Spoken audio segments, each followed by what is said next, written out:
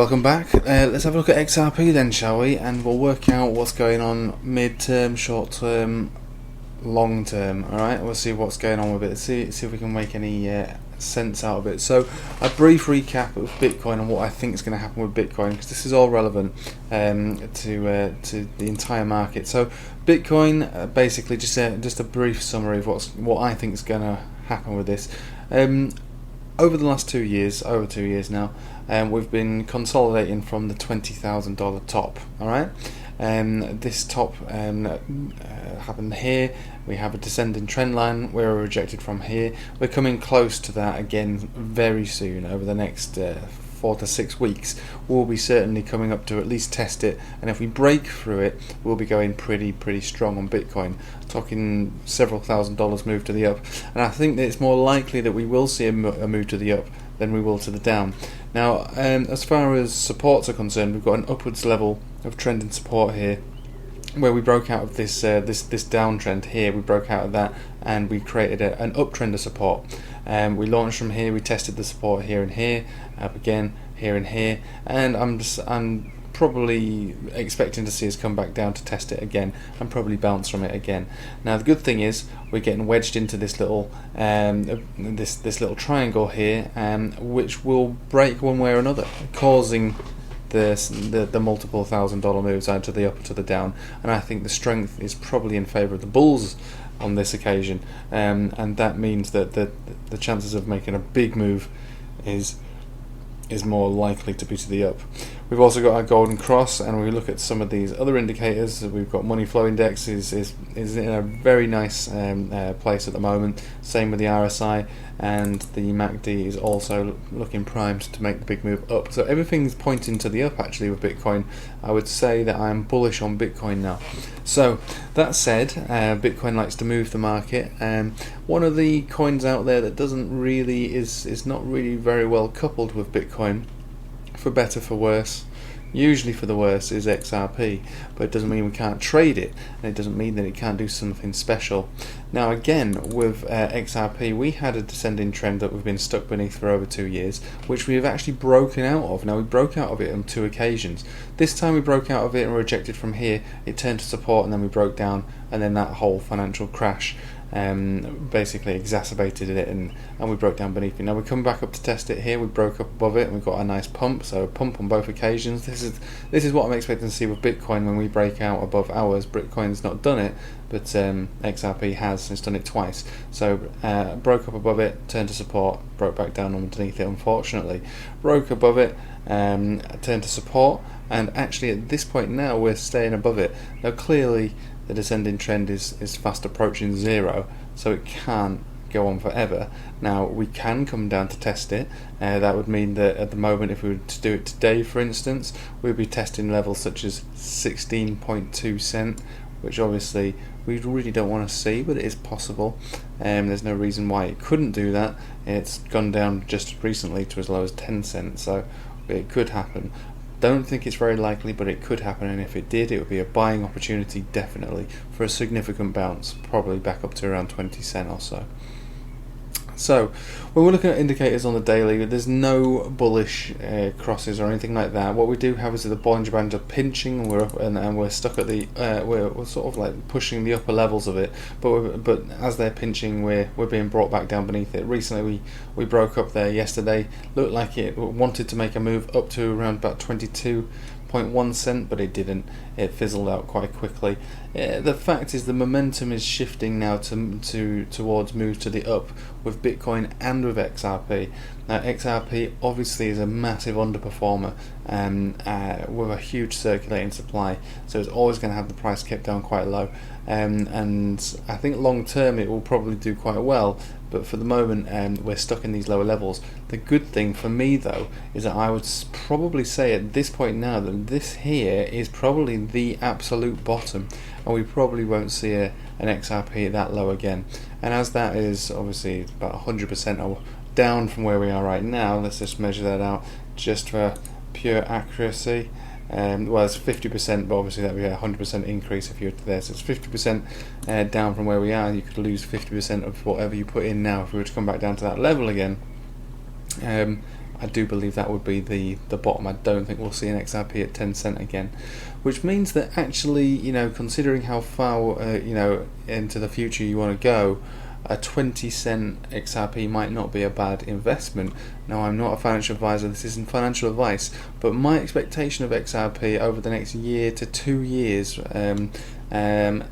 is actually okay. You know, I'm talking about reaching it all-time highs again. Definitely looking to be reaching levels as maybe over $1.50. I know that's not an all-time high by any means, but that's still a decent amount of profit from where you'd be buying it up at this level now. Now, I personally like to margin trade XRP because I feel like the risk and the reward is relatively balanced. I feel like it's when it pulls back, it doesn't pull back to a large extent, and when it makes moves to the up, it can make decent ones as well. So let's have a look at some smaller time frames to see where we're going just at the moment. And we now have our golden cross taking place on the 4-hourly, which is very, very good indeed. Now, unfortunately, MACD's turned bearish a little bit. Money flow index and RSI they're okay. They've still got a fair bit to go before they see rejections. I think we want to likely pull back into these areas. So basically test around 2 cent again, and we're not far off from that. We're only in 20.5% is where we are right now. I think pullbacks to these levels like we've had yesterday probably going to happen again. It usually happens when you get a golden cross. You get retests of the exponentials, at least the 200 or the 50, and we've had those, and we'll probably get those again. And that's no big deal. This golden cross is just playing out at the moment. I think we're going to see some decent moves with XRP in the short term, and I'm personally looking for areas like 23 cent to be taken out over the next 7 days or so. Into this week, I think we will see some decent moves with XRP, not just because of the golden cross, but fundamentally, I think the coin is actually, I think it's definitely undervalued at this level, and for a long-term investment, which is what XRP is for me, I margin trade it essentially as a hodl, because I'm very careful with it. So I'm just generally accumulating more and more XRP, and I think long-term this one is probably going to do okay. So right, so long-term, let's have a look at this on the weekly. Let's have a look at the weekly. Now, sometimes it's not a great idea to look at the weekly, because sometimes you'll find a chart that looks like this, which is awful. It's horrendous. It's terrible. It's just really, really nasty. It's awful, in fact. There's no real words to describe it.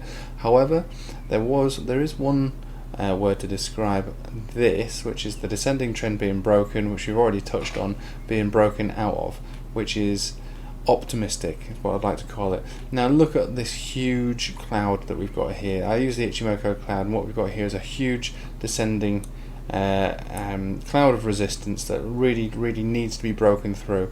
And once we've broken through that level of resistance, which again is descending, so it gives us the opportunity to get through it over time, that's when we'll see some really, really big moves from XRP.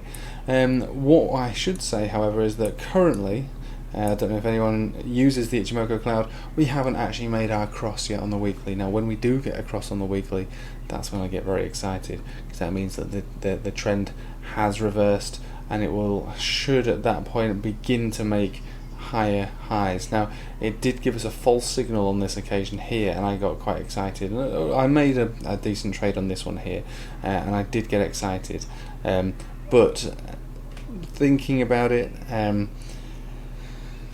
it's it's not always a pure science, but this time I think when this Ichi cloud makes this conversion baseline cross, I think as long as we break above this cloud, I know again this is going to take us a while because we've got to get above 35 cent basically to start making the big moves. We will see XRP start to make some really big bold runs at that level.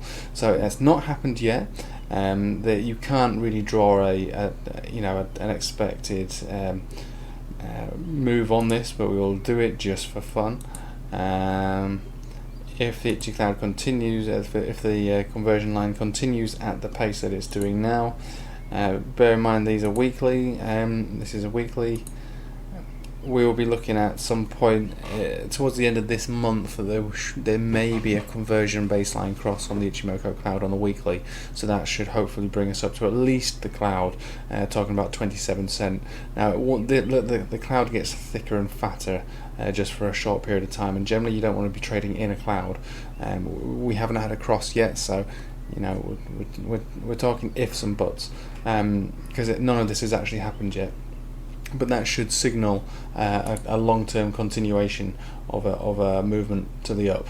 On this occasion, because we've broken out of this descending trend, this consolidation pattern, we have broken out of it. So a conversion line, a baseline cross, since we've broken out of it, means a lot more than it did when we were beneath it, because we had to break above it, and on none of these occasions had we really broken above it and sustained above it for any prolonged period of time. Plus we had that whole financial situation, which nothing escaped from. So that did impact obviously the price, and we got a negative cross again. So personally, I think we're at the beginning now and the very beginning now of XRP's recovery. I think it'll be a long and slow recovery, but a recovery nonetheless. I think people have perhaps given XRP a bad rap, deservedly, to be honest, but there's a reason the chart looks so bad like this. It's because it went so parabolic. It outnumbered all the other major coins in the amount of gains that it had at the end of the last bull run.